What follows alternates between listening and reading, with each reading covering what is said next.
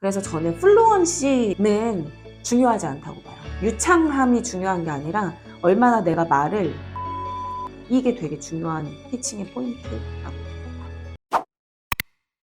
스타트업들의 경우에는 본인들이 가지고 계신 아이템을 상대방에게 전달하는 시간이 분명히 필요하잖아요. 그러니까 우리가 투자자라고 부르는 분들 앞에서 혹은 일반 대중들 앞에서 뭔가 자신의 아이템에 대해서 설명해야 되는 타임이 필요할 텐데, 이럴 때 이제 어떤 식으로 이야기하면 조금 더 효과적으로 본인의 아이템을 어필할 수 있을지, 이런 어떤 전략들을 같이 구상하고 기획하고 또 그것들에 대해서 스피치를 또 연습하고 같이 딜리버리 전략들을 좀 상승시켜 나가는 그런 일을 하고 있습니다. 일단 한 달에 거의 100개 기업 안팎으로 만나는 것 같아요. 많을 때는 10분에 한 개씩 보는 경우도 있거든요. 어떤 때에는.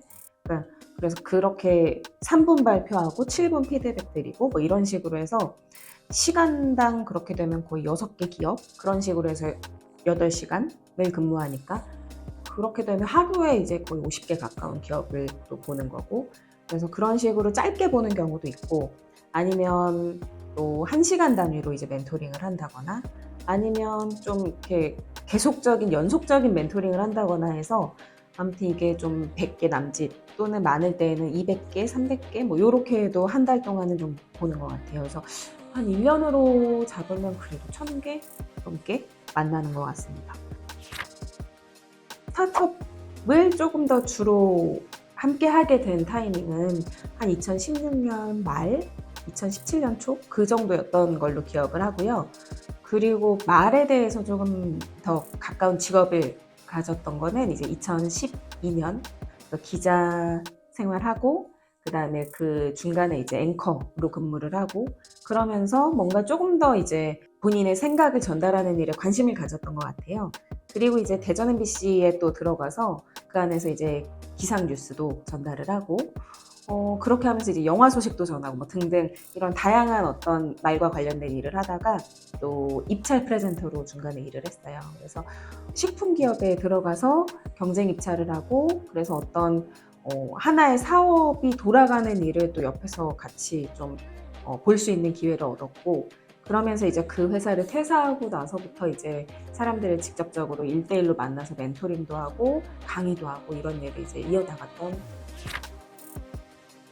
처음에는 이제 스타트업 시장에 대해서 저도 잘 모르니까 이런 것들이 투자의 단계가 어떻게 되고 그 안에서 어떤 일이 일어나고 내가 어떤 도움을 줬을 때 가장 효과적으로 그게 어떻게 발휘가 될지, 약간 그런 부분들이 저도 굉장히 고민이 되고 되게 애매했던 부분이었어요.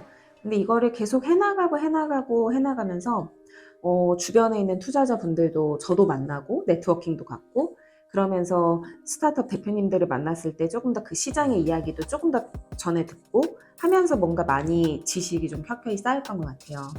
어떤 지식에 대한 어떤 갈구함, 약간 갈증 이런 것들이 좀 계속 상존하고 있었고, 그걸 좀 어떻게 해결해 볼까 하는 생각에 뭐 강의도 듣고 유튜브도 뭐 여러 가지 투자자들이 뭐 이야기한 어떤 멘션 같은 게 있으면 그런 것들도 찾아서 보고 책도 읽고, 그다음에 네트워킹 자리가 있으면 질문도 많이 드리고 많이 듣고 많이 참여하고 그렇게 노력을 좀 했습니다.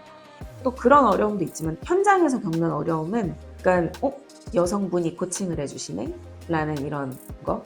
그래서 뭔가 전문 지식이 없을 것 같은데 저분이 나를 지금 하네? 약간 이런 것들이 있어서 그걸 또 극복하는 것도 사실 처음에는 굉장히 챌린지였고요.